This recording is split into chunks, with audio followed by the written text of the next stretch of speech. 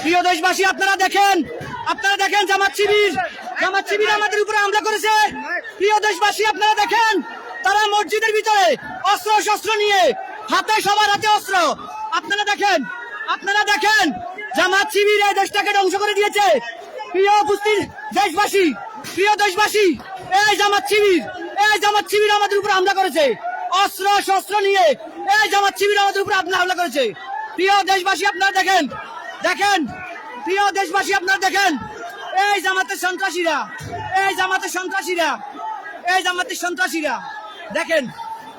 সন্ত্রাসীরা দেখেন আমাদের উপর হামলা করেছে। দেখেন মসজিদের ভিতরে সবাই অস্ত্র নিয়ে মসজিদের ভিতরে অস্ত্র নিয়ে দেখেন আপনারা এই জামাতের হাতে।